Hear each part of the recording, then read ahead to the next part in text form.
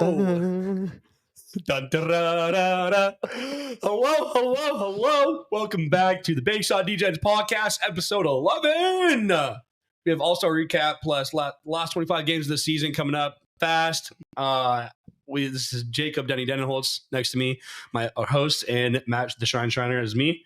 Weird way to say that, but I don't care. Vibes are immaculate. We're gonna make this a quick podcast. We got the COUGS in 45 minutes. In 45 minutes at 8 o'clock p.m. Huge taking game on the Arizona Wildcats number 4.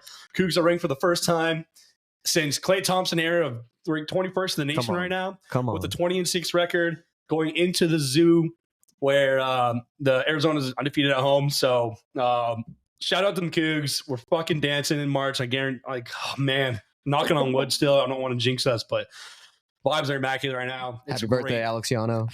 Happy birthday, Alexiano. Let's get that done tonight, birthday baby. luck is going to help us today in Arizona. Yes, let's get it. Thank you, Yano. You're the GOAT. Shout out to Miles Rice, beating cancer, beating the fucking Wildcats. Let's have a day. Oh my God, Jalen Wells going to pop off today. Fucking Isaac Jones. Oh, I can talk about the COUGS all day. Oi. Oscar Club coming back for his senior year. He announced today as well. Let's get it. For another year. Oh, shout out to the COUGS. Yep. But we're gonna make this a quick. NBA. We're gonna make this a quick podcast. Yep. Denny, first, you know what we do. You know what we got to do. We are taking a shot for our Seattle Supersonics. It's our tradition here on this podcast. Today we got a little whiskey sour shot. We're just we're vibing. Let's do it. Bring it back, baby. Bring it back. Real quick on that. That was good. Recently, Kevin Durant talked on, I forget where it was, but boardroom, and he said if the Sonics came back, he would like to come play back for the Seattle Supersonics. 100%. Super sick. No questions asked. All right, Denny, real quick, what do we got on tap? Let's talk All-Star Weekend. We're going to recap, all the events that went on. And as we mentioned, there's 25 games left in the season. We're going to look over the standings, talk playoff positioning, and we're going to finish off the episode with Denny's Dunks of the Week, sponsored by Jason Burns. Shout out Jason. And a new segment called Matt's Stats. And then we're going to go watch the COUGS, baby. So let's get into it. Let's talk All-Star Weekend. Let's talk Rising Stars, Matt. Yes, sir. How did that play out? We talked about the format a little bit before. Yep. It's 4 teams. 4 teams. The first 2 matchups they did a little semifinal round was Team Tamika versus Team Jalen, and then the other round was that was the first game played. Second game played was Team Powell versus Team Detlef Shrimp. Yep. And so the first game went well. Team Jalen just killed Team Tamika pretty easily. Yeah, that was light work. Like Tamika didn't really even do much coaching; she was just kind of messing around the sidelines. So yeah, that was pretty easy, light work. And then Team Powell, who was stacked. Team Powell had Victor Wembanyama, Koulibaly, Cason Wallace, and who was the other people? You remember? Brandon Miller. Like some of the best rookies in the league right now. Walker Kessler. Jordan Hawkins. Yeah, so they should have won. So everybody thought they were going to win. Going up against the G League of Detlef Shrimp. And Team Detlef upsets him. Mac McClung and Oscar Tshiebwe leading the way for Team Detlef and getting the win over Team Powell to knock them off and go to the finals against Team Jalen. But it didn't matter. It didn't matter what they did. I just want to say one thing about the G League team. Matas Buzelis, he hit the game winner in that game. Yeah, he did. We're going to hear about him. We're going to be hearing about him. He's a very good player. I think he's one of the top prospects in the draft coming up, along with Ron Holland. That team played very well in that game. But then they went to the championship and they got worked. Yeah. Because Team Jalen was not, they weren't messing around. Team Jalen had Chet, J-Dubs. Who was really popped off was Benedict Mathurin. Yeah. Ben Matthews was popping off for the Pacers, his hometown, his home team, the Pacers. So he was showing out. He was showing out for sure. He was going crazy. He did amazing. And then J-Dub had that finisher. J-Dub, he was just trying to pass it the whole entire night. He made some bad passes, I'll be honest. He's literally just trying to get to everybody else. He's just having fun out there. It's like game on the line, last shot they need to do. He just took the matter in his own hands, drained a 3. Boom. Big ass 3 right on his forehead. He said nighty night. Oh man, J-Dubs is so good. I'm going to talk about more on later. Yep, that was a perfect ending for J-Dub. Yeah, so those everything. I kind of like real quick. Do you like that format of the Rising Stars more than the past one? So the past was 2 teams. It was Team World versus Team USA. So they had like the foreign people on Team World, like Shea used to play for Team World and stuff like that, and Team USA. Or do you like this better? I missed the rookie sophomore challenge. Yeah, that's actually you got a point there. I kind of missed that, but I don't. I think this was pretty cool though. Yeah. I think this was kind of cool. It's like it's new, it's different. They played games to 40 in the semis and then to 25 in the championship. So that was kind of cool. But I missed those rookie sophomore games too. Yeah, you got a point. Those were sick. I kind of like this. Did you like this new format though this year? I did, just for the fact I kind of like the idea that G League got their own team. That was cool too. That Detlef Schrempf got to be in. It was obviously amazing. Yeah. I think it was really cool. Especially the beat out Team POW. I mean, I'll talk about it in every single. And to play well, on the national stage like that in front of all those viewers, that's pretty cool for them. Like they have more to prove in these Rising Star games than anybody else, because they're trying to get up to the league. That's why they won. That's why they won that first game, is because they came out firing, and Team POW, I don't think expected that. Like these guys were like, I mean, Mac McClung was leading it, bro. He was Mac McClung 110%. He was going crazy. What more can Mac McClung do to get a fucking contract in this league, man? He's I'll talk about in a second. 2-time dunk contest winner, and he's balling out at the Rising Stars. Give this man a full contract. I don't even know where. Fuck, I take him on the Thunder. I give him playing time. He's good. I think he played a couple games with the Sixers. Yeah, he played. Denny in like NBA games. Yeah, and he played a couple. Yeah, and he wasn't bad. He's not bad. He's a good player. Bad. Yeah, I'd love to see that. Anything else on Rising Stars, sir? No, let's go on to the skills challenge. This was kind of a joke. We didn't even watch it, but seeing like the highlights of it. I mean, Scotty Barnes, you see him, he dribbled the ball, lost it out of bounds. He was throwing the ball over his head backwards for a 3-point shot. I mean, it just seemed like Ant was shooting lefty, which I was kind of hoping he was going to be water. Yeah, and that was not the case. So clowning. Yeah, Team Pacers won. Hallie hit a half-court shot. I think that won the relay, event or whatever it was. So, it's didn't watch it, but didn't miss anything. Is what it seemed like. The last, the last skills challenge I remember ever watching. Kristaps Porzingis won it. I don't know when that was. That was a long time ago. That was when he was still down in Orlando, or was it New York? No, I think it was. No, Kristaps. Might have been, it's either New York or Orlando. I think it was New York. You're right. Yeah, I don't think he played in Orlando. Oh, I was thinking about the Mavericks. I always get the Mavericks in Orlando. Yeah, same exact color. Same color, man. He won that on the Knicks. Yeah, it was on the Knicks. That was the last I remember watching. But yeah, and then it's kind of disappointing that Ant literally said he didn't care because why he uses left hand the other time. Like, I get the part of this All-Star Weekend is to be fun, but like, you also need to I don't know. I'll talk about it coming into the All-Star game, but like, it's not fun for everybody else. Yeah. Ant clowning and saying he's using his left hand the entire time, and he looked like shit with his left hand. Not to mention, he didn't do anything. Yeah. It's just weird.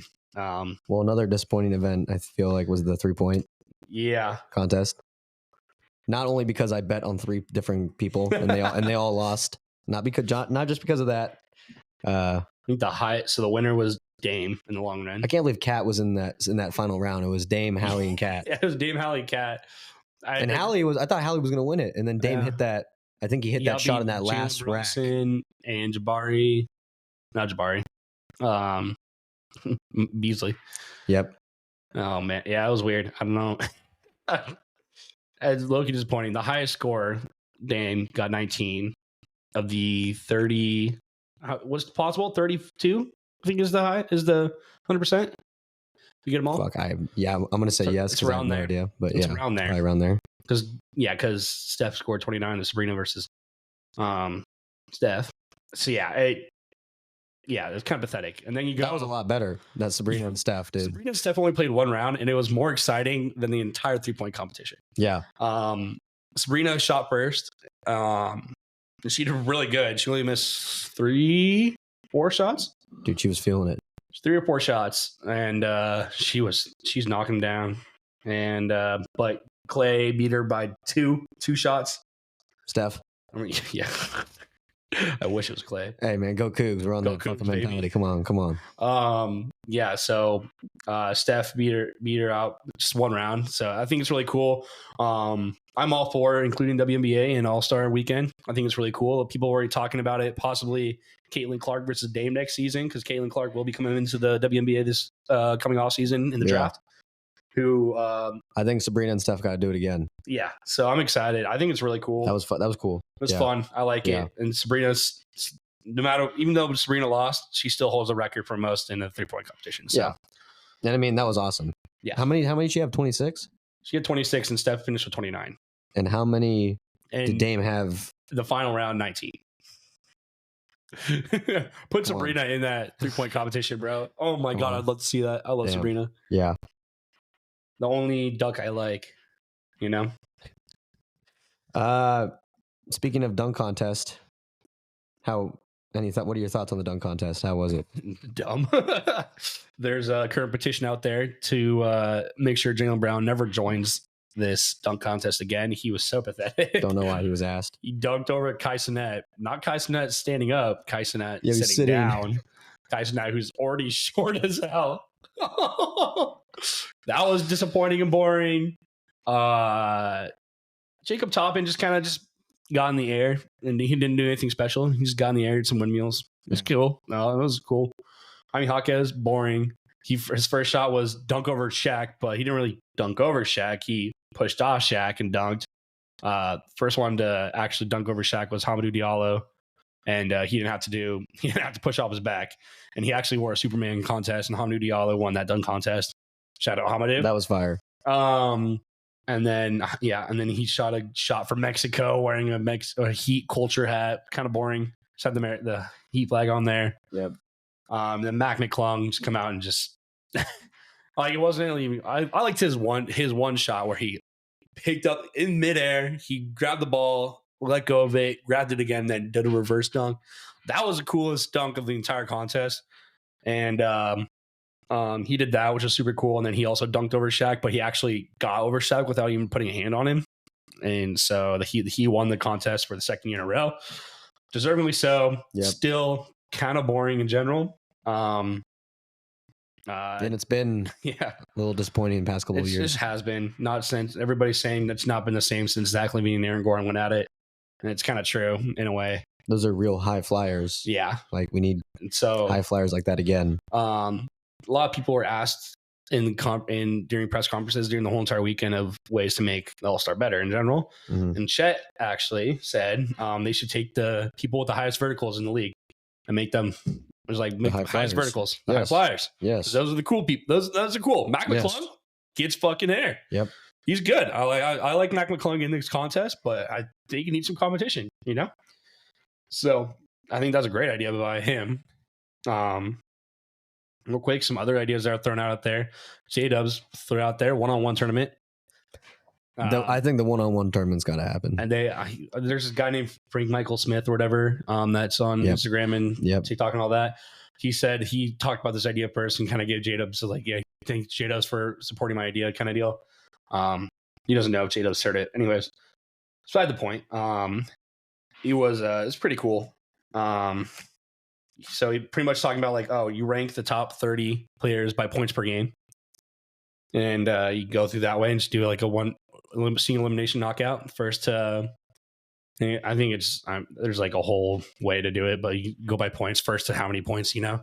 So you're not like scoring too many points. Mm-hmm. Super cool. I like that idea. That'd be sick. And then people could take home a belt, you know, and or some sort of thing. And you know, you pass down every year. Whoever wins the last year just represents you got to bring it next year. Yep. Yeah. So I think it's really cool. Down. That'd be dope. I like that. Yeah. I'm a big proponent for 3v3. I think that'd be. I'm not sure how they would divide that up necessarily. Yeah. But I'm come from the greatest 3-point contest in the world, the Hoop Fest. So I'm a big 3v3 guy. Shout out Hoop Fest. Shout out Hoop Fest. We're going to be there this year. Yes, sir. I like 3v3, and I think it's super competitive too. Black top version, you know, half court. It's just like, you know, make a tournament out of that. So I think you can kind of do the same thing, the points per game people, and kind of just seed them in a way. Yeah. And make teams based off that. I think that'd be super cool. So I think that'd be super fun. Do you hear any other ideas? I think you summed up most of them. I know NBA is always looking for ways to improve. So yeah, they'll do something. Yeah, absolutely. Some records were broken in the All-Star game this year. Mm-hmm. Some crazy records. First record is only 4 fouls were called the entire All-Star game. Crazy. Any thoughts on that? That's crazy. Well, actually, with the amount of defense that was there, not crazy. You mean not surprised? What defense? Well, exactly. There was no defense, so there was no pathetic. There was no fouls. Yeah, I mean, what was it? 211 points. Yep, that's insane. So how many threes did they make? Nothing. So the legends that well, I'll talk about the threes in a second, but yep.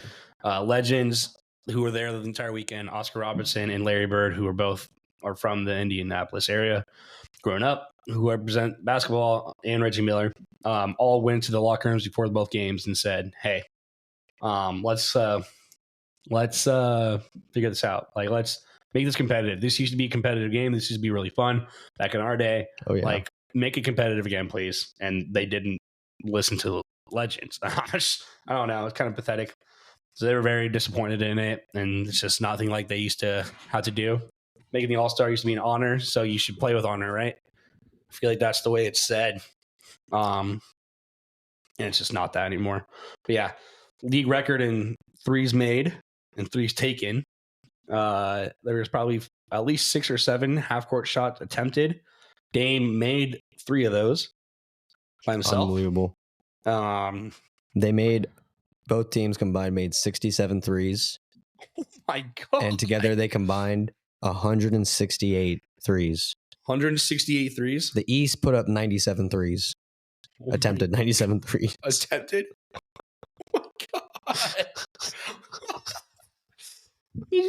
Oh my God. Dame shot 11 of 23 from 3. Put up 23 threes. Damn near. He was still shooting 40%. Yeah. Halliburton put up 14 threes. Jaylen Brown put up 12. Shea had like 8. Cat had 50.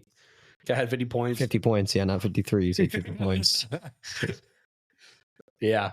Do you think it's ever going to, do you ever think it will revert back to being competitive? It's kind of hard. Like, what incentive would it be? I just feel like, I don't know. I mean, you made these guys already have a shit ton of money. You made the in-season tournament. That got competitive. Yeah. That was fun. But like, I think because of that, I mean, you can't just keep giving the same incentive. And that's the other thing we're talking about. How like the Rising Stars has been different over years. The skill challenge has been different over years. Yep.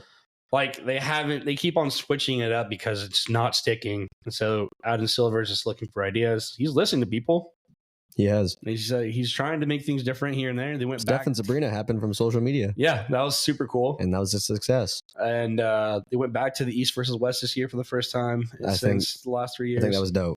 I think that was great. I don't think that's the reason it's uncompetitive. No, it has nothing to do with that. I don't think that has to do with anything. No. It's also kind of weird. Giannis talked about it. Dame was the oldest player for the East. Yeah, that's pretty crazy.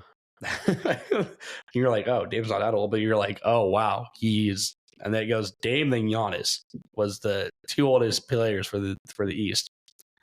That's just so weird to think. And then you look over at the West and you got LeBron and KD. And then you got Jokic and 80 and Kawhi, PG. And then a few young bucks in there. Yeah. With Ant and Shea and that's why the East. That's why the East just fucking crushed. They just were running up and down the floor. And LeBron still made some dunks. And yep. Those guys still did the thing. Jokic just kind of clowning around. Jokic was clowning. He was kind of funny. Dude, that one play with Jokic and Luka. Yeah. Where they were just passing the ball back to each other, back and forth. They had to finish it off. Yeah. That was so fun. I mean, Luka and Jokic are great friends. We already know that. Those guys are clowns, man. It's like at the same time, I mean, it sucks it wasn't competitive, but it's also kind of fun to see them. I mean, it was still fun to see that stuff when they're having fun. Yeah, because you can't do that on a court otherwise. Right, like seeing Dame pull up from half court and hit it.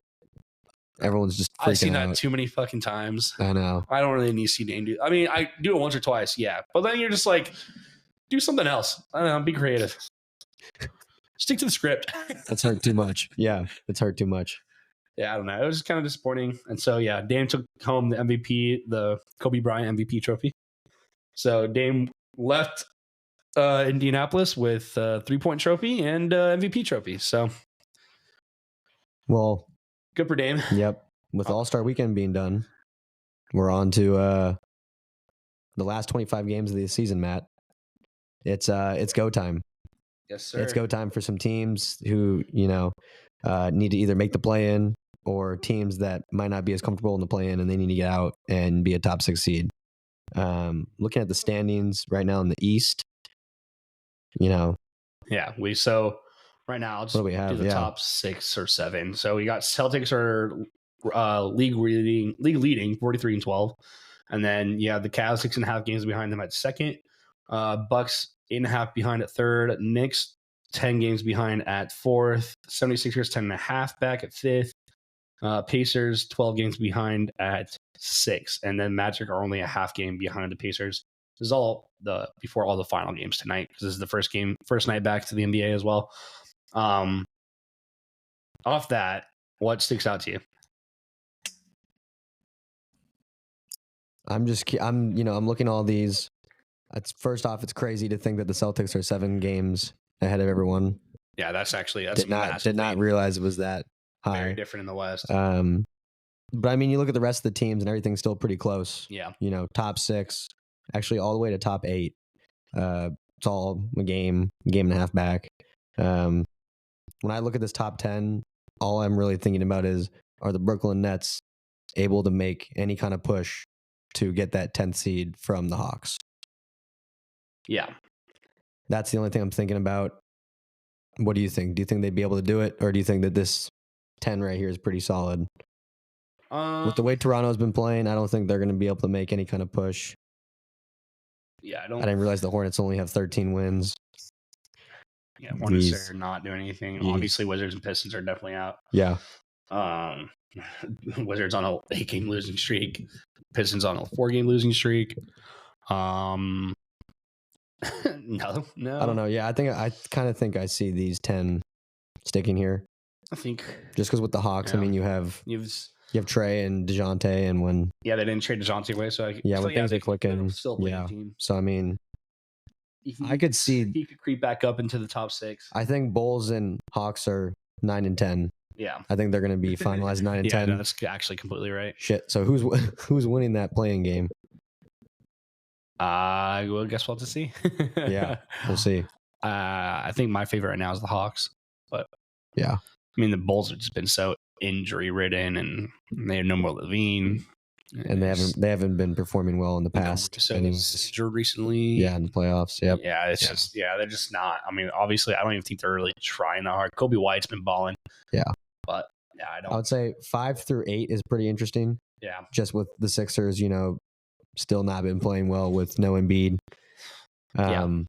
So that range right there can kind of shift. Any other thoughts about the East? A lot of talk about Doc Rivers lately. First, I think we talked about this in the last podcast about how he kind of made excuses, and now his son Austin Reeves, who's on NBA Insider and ESPN and stuff like that, has come out and defending his dad and stuff. And I don't know, Doc Rivers is not looking good right now.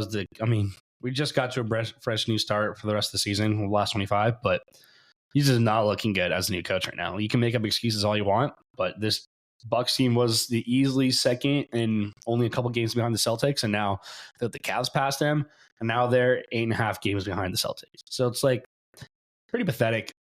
They're 3-7 in their last 10. That's pretty pathetic. And they have the top scoring duo, which I'll talk about in a little bit. Yeah, it's just a little dumb. They have a huge spotlight just shining on them right now. Duck. Ever since the Adrian Griffin fire. Yeah. And so I'm hoping Griffin. I'm just gonna say that. Yeah. I'm not against Doc Rivers in general, but there's no reason you should have fired Adrian Griffin. Yeah. I hope the Bucks as a team, the players don't let this affect them. Yeah. You're coming in from the break. Fresh start. Start getting things clicking. Yeah. I mean, Dame, you're going to be talking about, but Dame and Giannis are still a great duo. They are. So, yeah. So they made some trades. We haven't seen really do anything yet at the deadline. So we'll see what happens. Yeah. Well, moving on to the West, I think the West is a little bit more exciting for the last 25 games here. 1 through 12 is all a game or two. Yeah. From each other. So, I mean, it's pretty exciting. You know, the Jazz have been playing good basketball. Wow. No, they've not been playing good basketball of late, but no, they have not. Well, do you think the Jazz could catch up to the Warriors? They're 2.5 games back. Warriors have caught a hot hand. They have been. So interestingly enough, them and the Lakers have been playing well as of late. They're 82 in their last 10. Yeah. Yeah, no, I don't. I think 1 through 10 is all solidified. I don't think Jazz or Rockets creeping over the Warriors. Playoff positioning is going to be pretty interesting here. Positioning 1 through 10 might be different. Yeah. But I think it'll stay this 10 in the top 10. Yeah. Yep. So let me go through them real quick. Yep. T-Wolves are first and with 39-16. But only one game behind now is the Oklahoma City Thunder, who beat the shit out of the LA Clippers, who are in third place today. So the Thunder are a game and a half ahead of the Clippers now, just one game behind the T-Wolves. Go fucking Thunder, baby. Absolute. Oh, that felt so good. I just got so hyped. They played well tonight. They played really well tonight. Dog. Whole starting five. Shea, game or NBA leading 40.4. Oh my gosh. 30-point games this season. Yep. Absolute dog. Denver Nuggets are half a game behind the Clippers. I think they're playing. I don't know, actually. I think they're playing right now. Yep, they're playing Washington. So they up 18 on Washington right now. The Clippers tonight, actually, with a win. Golden State and Lakers are playing right now too. So that's actually pretty big. Oh, we'll put that game on here. Oh wait, no, we're at the Cougs. So that's kind of interesting. And then you got the Pelicans 5.5 games behind the Nuggets, or behind first place at 5th, and then Dallas Mavericks 6.5 games behind at 6th, and then right there on the cusp. Well, actually, the Suns were at 6 tonight, and Denny, I'm blaming this on you. You jinxed them. You said they're going to lose, and they were up at 10 at half before the half started, and then they absolutely shit the bed. I'm not going to harp on you too much on this, but I'm blaming you for their loss tonight, and they lost to the Mavs, so they're tied with the Mavs.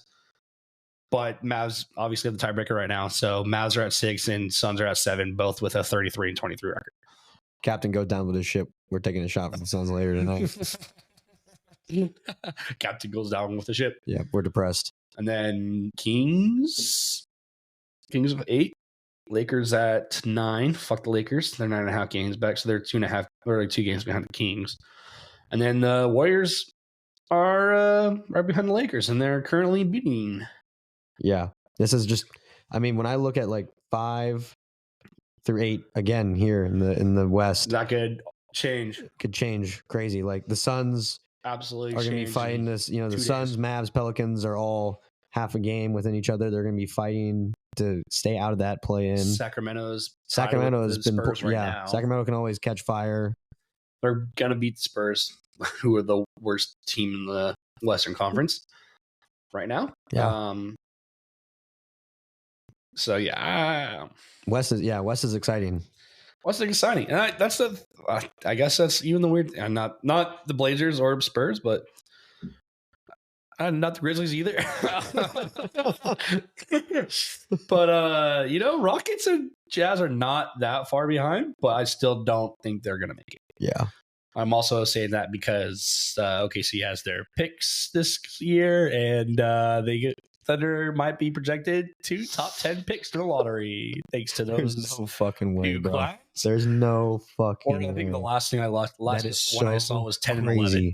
Bro, are you serious? Oh, dude. These guys are building a dynasty. I mean, it's unfucking believable. That is crazy. Wow. Yeah. All right. Well, moving on to Denny's dunks. Let's hear Denny. I'm just going to go over a couple of games coming up this week that I just want to kind of quickly talk about. Tuesday, we got a pretty good game. The Pelicans versus the Knicks at Madison Square Garden. Knicks are currently 4th. Pels are 6th. They currently have the same record right now, which will obviously change by the time that the game arrives. But the Knicks have been struggling a little bit as of late, while the Pelicans have been playing really well. Finally, they're 7-3 in their last 10. So I think that's just a pretty good matchup right there. Bi and Zion have been hooping. Brunson's obviously doing his thing. So that's a matchup I'm looking forward to. Any thoughts on that matchup? I'm excited. Yeah, that should be a good one. Yeah. I think I see the Knicks taking that one at home at the Garden. I got my money on the Knicks. Yeah. Another game I got on Wednesday next week, Battle of LA, Lakers Clippers. Even though the Lakers have been shit. No matter how the Lakers are playing during that season, it's always a really good game. The battle for Staples, probably the last one of the few last games where they battle for Staples Center. Yeah. So, or before the Clippers go to Crypto.com Arena. Yeah. Because the Clippers are maybe their own arena. It's Staples. Yeah. For Kobe, it's Staples. Yeah, it's Staples. Oh, also, I don't think we talked about last week, but Kobe got a statue unveiled last week. Yep. Wearing his number 8 from his 81-point game. Interesting choice. I mean, obviously iconic moment. I just don't like I don't like a white jersey on the statue. I don't know, that's kind of weird to me personally, but and it wasn't like I don't know, I feel like he had so many iconic moments that you could have got captured in a statue. You know what I mean? There'll be another there's statue, 2 more statues that they're going to unveil. Yeah, there'll be a couple more. But I mean, still iconic moment. Yeah. 81-point game. Yeah, obviously. Love Kobe. R.I.P. Kobe. R.I.P. Kobe. Anyways, continue. Sorry, I totally interrupted you. But yeah, no, LA, we're good. Battle of LA. It's gonna be a great game. I always think great matchup between those guys. You got Russ over now, and the Lakers playing against the Clippers. Russ making a statement. Making a statement. Russ making a statement against the Lakers. Yep, always does. So that'll be a good game. Yeah. And then finishing off the week, another Clipper game. It's going to be the Clippers versus the Wolves in Minnesota. Yeah. It's a matchup of two top seeds in the West. I think I know who I'm going to root for in that game. Let's hear it. Clippers. Yeah. Because the Wolves need the Wolves lose. Yeah.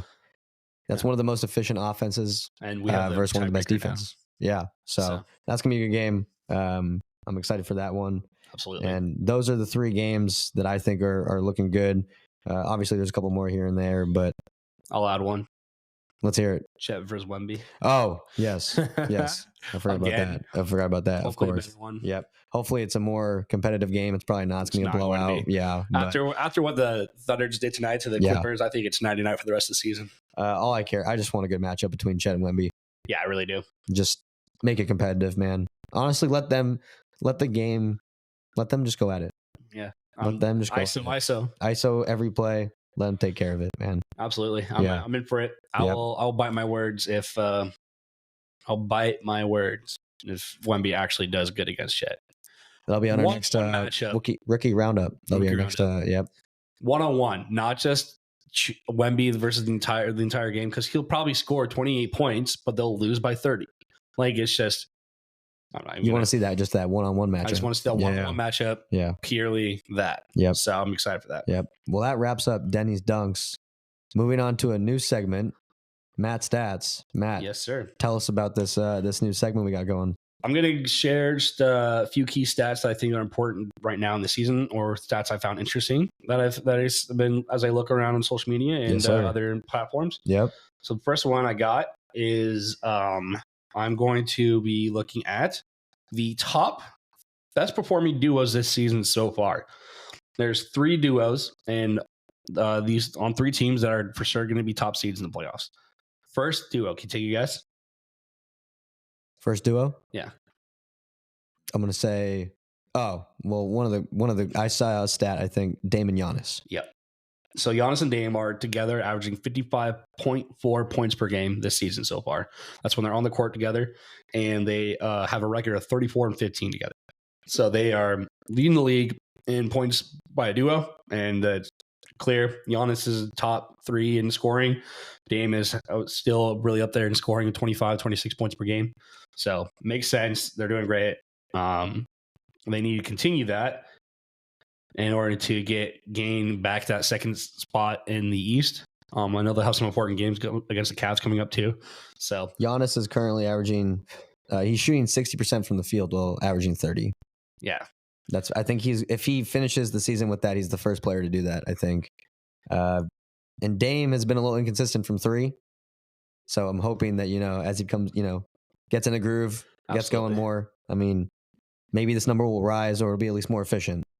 So, I mean, this is a scary duo. Yeah. They can fill the whole floor. So, yeah. So I think that's really important. Yeah. I think these duos are going to be more important when it comes to the playoffs. Obviously, they need to perform now to secure their spots in their seeding. But when it comes down to clutch time, when you're looking for the stars, got to step up. Man, they don't call him Dame time for no reason. So I mean, as much as I've experienced way too much, too much pain, suffering. I mean, it's led to where we are right now, so I can't complain that much. But yeah. So I think those will be huge.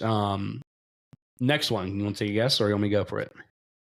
I think it's another one in the East. I'm going to say it's Tatum and Brown. They are third, actually. So the second is in the West. Okay. Take a guess.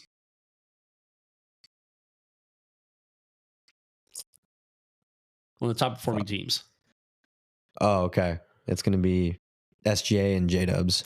Damn straight. I was thinking maybe De'Aaron Fox and Sabonis. Honestly, would be good. But then Sabonis when you told me only averaging, I think he's only averaging like they're probably 17 or 18 of them right now, but they're probably top 5 because Sabonis averaging 20, and then De'Aaron Fox is averaging 27.4. Nice. So they're probably around there. Okay. But doing better than that is SGA and J-Dubs, which we saw tonight. And their number might even go up. They're averaging 50.3 points per game right now. Shea leading the league in 30-point games with 40 so far this season. Crazy. Absolutely insane. Crazy. The only other players that do this at this point in the season is Dame. Dame has done it. James Harden has done it. And Wilt Chamberlain has done it twice. So that's pretty good company, if you ask me. Some good company. Pretty good company. So Shea, obviously, he's averaging over 31 points per game this season so far. He's an MVP caliber player. Climbing that MVP ladder. It's close between him and Joker, which we won't see them play again this year. But I mean, if they continue the way they are and they finish, take that series 3-1. If they took that series 3-1, and if they finish the end of the season with ahead of them, and Shea continues doing what he's doing, then I don't see why Shea is not the MVP. J-Dubs is the number 1 efficient scorer in the fourth quarter in the entire league. He is scoring, I think, 75% of his points in the fourth quarter alone. And this is huge. I texted you this the other day, and I was like, man, if only the Suns had J-Dubs, because the Suns are one of the worst fourth quarter shooting teams in the entire NBA. And I mean, it showed tonight, but I mean, they had a horrible third quarter is what fucked them up. But J-Dubs, before the All-Star break, they had 3 straight games where J-Dubs and Shea both scored 30 apiece. And tonight, J-Dubs scored a little over 20, something like that, and Shea had over 30. Yep. And J-Dubs had 4 blocks tonight as well. He's so efficient from the field. He's just such a team player. They're so good together. J-Dubs is getting better and better, I think, every game. And he's got a veteran presence in his backcourt with him with SGA. And he's learning probably a lot from him. You know who's not in this top 3 duos is Kawhi and PG. And Shea and J-Dubs are technically a part of that Paul George trade. Yeah. Because Shea was obviously the only player in that OKC versus OKC Clippers trade. And then J-Dubs was the pick from the Clippers they used to get him at 8th overall in the draft. And he is absolutely fucking balling. They're a better duo right now than Kawhi and PG, and they just proved that tonight out there on the court. I'm going to say that. People get mad at me for that. I don't care. I do not care. They're clearly doing it. So, and J-Dub's only in his 2nd season. He's a sophomore.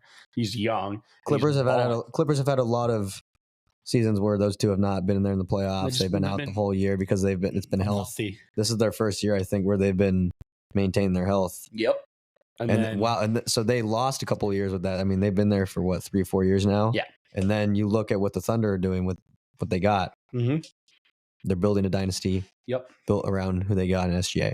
Yeah, so they're killing it. They're 32-15 together. I know J-Dubs missed 2 weeks, and then I know Shea missed a game or two in the very beginning of the season. So they're good. They're really good. And then the number 3, they're also fun. Sorry, they're also fun to watch. They're so much fun. Dude, they're just having a blast out there in the court. Yeah. J-Dubs is out here making just looking for all the oops to try to dunk, and he's getting. I mean, obviously. And then another thing that's kind of underrated is I don't have it pulled up right now, but I would love to see what the fast break points are for OKC, because you have Shea, who's leading the league in steals. Yep, he's leading the league in steals per game by a large margin, actually. He's just, which is another reason why I give him the tip on the MVP ladder. But just large margin that oh, look at that, Gonzaga won 86-65. Go Zags. There we go. Those steals create those fast break points, and J-Dubs is down the court when Shea gets a steal, and it's just chemistry. Chemistry is there. Yep. These guys only needed a year, 2 years to get this going, and they have a completely young team. Yeah. And just Chet's first year, obviously young. I mean, Chet's not like scoring high like Wemby, but he is such a pivotal piece to why the Thunder are actually doing good this season. And I said at the beginning of the year, adding him on there was going to do so much. I go on and on about them, but I'm going to go to the third duo, which is what you said, Jason Tatum and Jaylen Brown. They're averaging 49.1 points per game this season. And honestly, I feel like, I mean, they have the best record in the league. They're great. Yeah. I feel like I don't talk about Tatum enough. Tatum's enough love either. Tatum's a bucket. I mean, he could be, he's probably, Tatum's probably still in the MVP, he should be candidacy. Yeah. I mean, I just don't think he's just not putting up points like everybody else is. Yeah. But I mean, he's still averaging. I don't know. He's averaging up there. He's made it to they've both made it to an NBA finals. Yeah. Celtics. So if they ever won one, we'll see. But. Yeah. But they, now they added Kristaps. Obviously there's 7 games in front of everyone in the East. Yeah. They're absolutely dominating the East. So this duo has been playing well. They're 36-11 together. The best record of a duo. Yep. So yeah.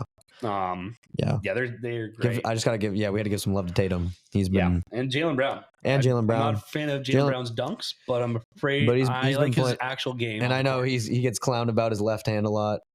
Yeah, but he's been playing well. Yeah. So those are the top 3 performing duos. Which brings me to my second stat: is the Clippers are the best record in the league since December. They were at 28-7 before tonight. Now they're 28-8 since December 1st. After losing 6 straight games with Harden to begin with the trade, they went on a rampage, 28-8. They were all the way down from 7th in the West at one point, all the way to now 3rd, possibly going down to 4th tonight, depending on the Nuggets. But I think this is huge. And a lot of people have them as the favorites for the West. I wrote this down before this game. I wrote the stat down before this game tonight. I'm obviously going to be on my high horse right now because we just fucking dominated against them. Mm-hmm. And so I don't think they're going to win the West. I think nobody's giving love to my Thunder because they don't have a lot of experience in the playoffs. Well, they don't have no experience in the playoffs really besides Shea and the bubble. So I think it'll be big. I still think they're going to dominate, but I just don't think they're flying right out of the All-Star break, So they are going to be a force to be reckoned with going down the line. But they ain't going to be better than the Thunder, baby. So yeah, I've talked about the Clippers a lot. They're still growing chemistry. Yeah, they've been a good team. Kawhi's been call him Toronto Kawhi this year. All right, on to the next stat. And the last stat of the evening is I'm going to go over the net ratings and then offensive ratings and defensive ratings for teams. Yep. So first, go off the net ratings. So the net rating is pretty much point separation is offensive rating minus defensive rating and see how many points you're up there. Yep. So it's kind of massive. So by no surprise, the Boston Celtics are leading the league in net rating, 10.3. 7 points above the second place, who is the Oklahoma City Thunder at 7.3. And then that Minnesota Timberwolves at 7, and the 3rd overall net rating team. Cleveland Cavaliers, who... Look at the Cavs, man. Yeah, Cavs went on a rampage this last... it explains, they're 2nd in the East right now. Self-explanatory. I think they got keep going. Yeah. I think that really matters over the last month and a half.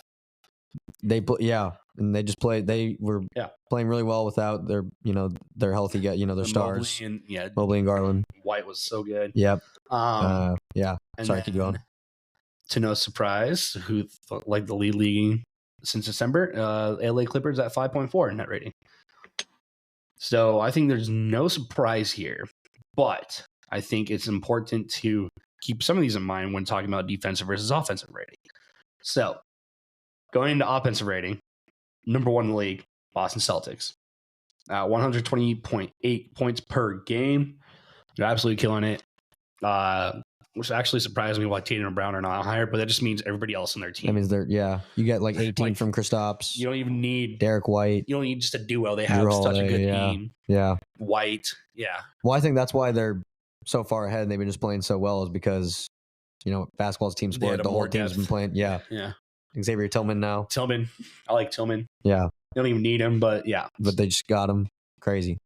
So yeah, so they're at 128.8 offensive. And then the second offensive team in the league right now is actually Indiana Pacers, which I'm actually very surprised about. I did not realize they were up there. Yeah. So that's actually kind of massive. Coming from Halliburton's like 15 assists a night and his 30 absolutely points. Killing it. They're number 1 in assists in the league. Number 2 is the Thunder. So yeah. Okay. Kind of cool. And then the Clippers are the third team, 119.7 points per game, which is, again, a massive tear from the December record till now. Yep. And number 4 is Oklahoma City Thunder at 119.2, killing it. And then you have the Milwaukee Bucks at 118.9 at number 5, which makes sense. But their net rating is not as good because their defensive rating is down, which brings me to my defensive rating, the top 5. You have the Minnesota Timberwolves at 1. Now, remember where I did not mention them in the top 5 or 10 even for offensive rating. Their offensive rating is 115.2, but their defensive rating is 108.2, which makes their net rating 7. So their defense is really good. Best in the league by 2 points.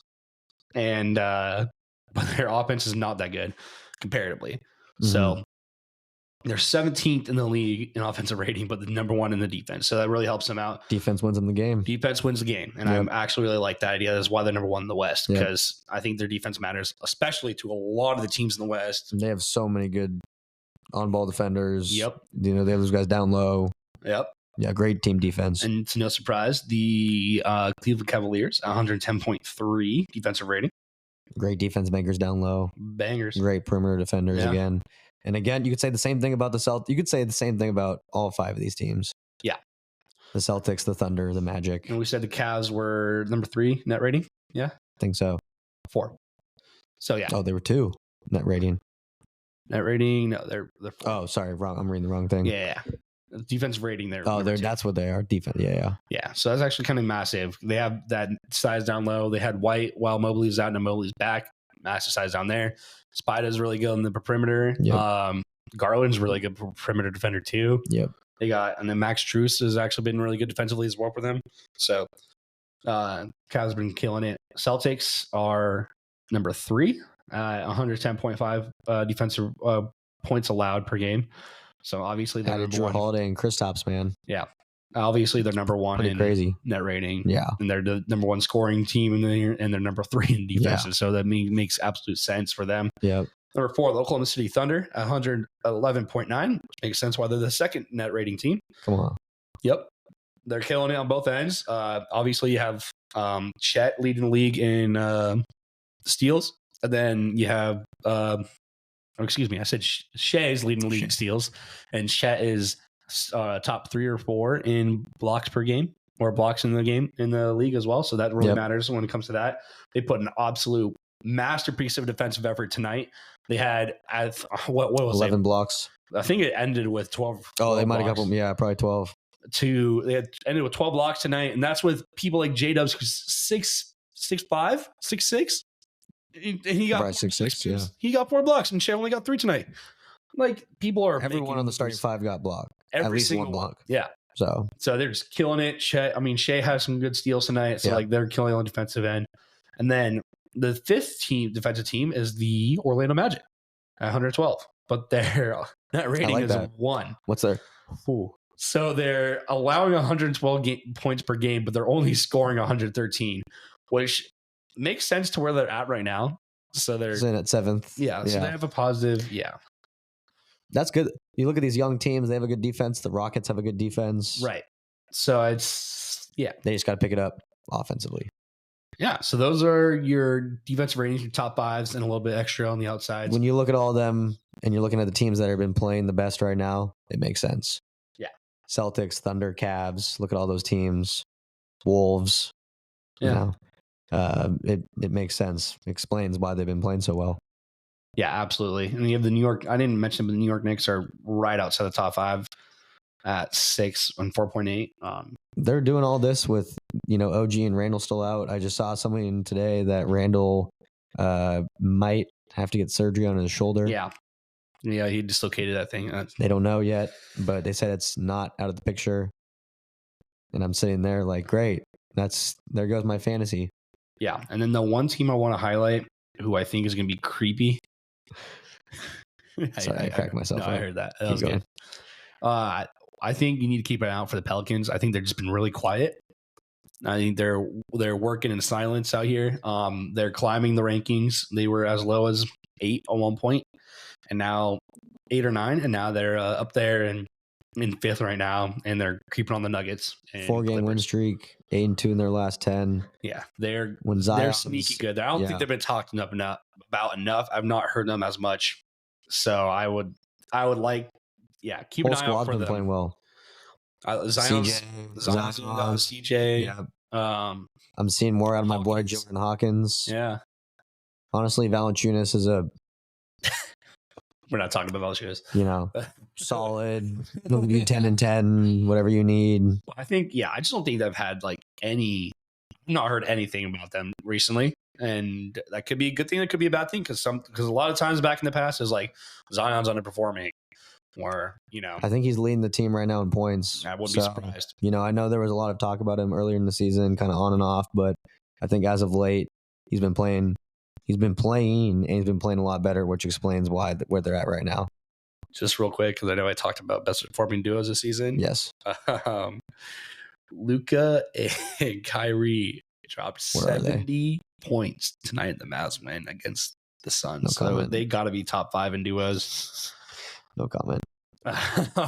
That's obviously, I feel like we just haven't had as much as a healthy Kyrie, so I don't think they're up there as well as top as the rest of people. Yeah.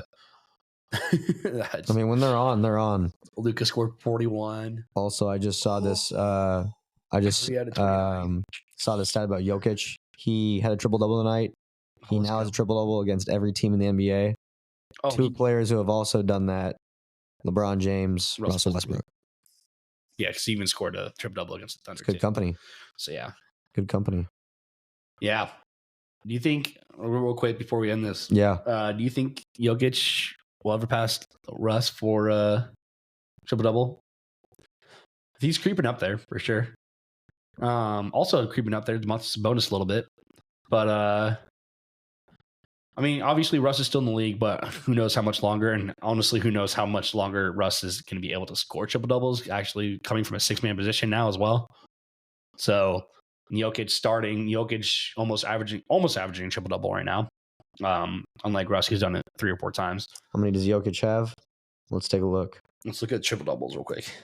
Jokic has 136 triple doubles, and I believe Russ has 198. Yeah, he's coming up on it. That's why I think I saw this the other day. I don't know, man. With the way Jokic has been playing, he's 4th right now, 120. Yeah, I don't know. Is that not including tonight? It's 121. Yeah, I don't know, man. Demontis bonus up there. That's dope. Come on, man. Not enough love for my boy Demontis. Yeah. Look at the faces he's with. What do you think? Do you think Jokic wins?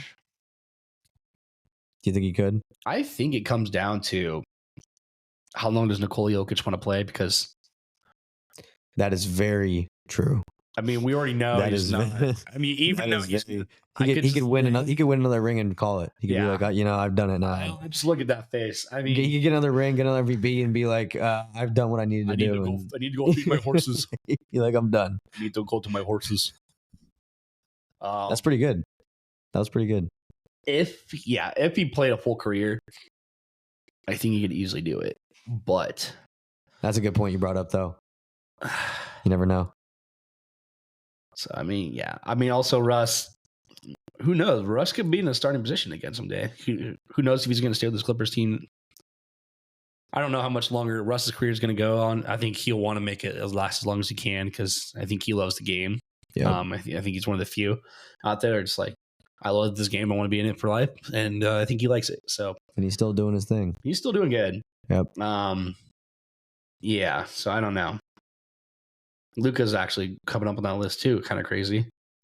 66. Behind James Harden, 75. I'll just go with the list real quick, I guess. Luka 66. James Harden was 75. Wilt Chamberlain 78. Jason Kidd 107. LeBron James 110. Jokic 120. Magic Johnson 138. Oscar Robertson 181. And the king himself, Russell Westbrook, 198 triple doubles. So obviously we know Russ beat. It's a nice list. Oscars. Yeah. Yeah. It's a nice list. And it's actually crazy that a lot of these people are active in the NBA right now. That just tells you how much the game's evolved. I don't think Jokic will. You don't think he'll beat him? He's going to do it. No. All right. After just seeing it at the rate when Russ was in OKC at the rate of triple, every night getting triple doubles when he was averaging triple double, it was crazy. Yeah. Crazy. He averaged a triple double for how many? 3 or 4 seasons? Yeah. He did it while he was in Houston as well. I think he was like a rebound or 2 or an assist or 2 away doing it while he was with the Wizards. People forget about his Wizards season because it's kind of Wizards weren't great. Yeah. He was really good with the Wizards. Bradley Beal was there too. I like that backcourt. You could say the same thing about Jokic because he's probably averaging triple double, but I question how long he's going to play the game. He's like really close to triple double. I think he's just like an assist or 2 away. Yeah, he's probably right there. Jokic already has an MVP. Yeah. Or 2 MVP. 2 MVPs, 1 MVP. He has at least 1. He has 2. Think. And he already has finals, which he has a ring. Russ does not. I'm not bringing up Jokic is better than Westbrook all the time. We're not starting that conversation. So with that, anything else, Denny? I think we're good. Just 25 games left. Heading into the playoffs. It's going to be a fun couple of months going in April. All the way? We're going to be here all the way. This is episode 11. We're going to keep doing our thing. Matt's going to go see the Warriors play. Yeah, I'm going to go watch Jokic himself. Yep. Speaking of Jokic, I'm going to go see Jokic. I'm going to go see Jokic. Going to go see the boy Ryan Rapp this weekend. Ryan Rapp, I'm coming to see you at UC Davis, baby. Yes, so excited to see you again. And when Matt returns, we'll get back on here and talk more NBA. More hoops, baby. Yes, sir. For now, I'm the Shrine, my buddy Denny. Go Cougs, baby. We got a game to go watch. It's just started, so we're out of here. All right. Peace. Peace.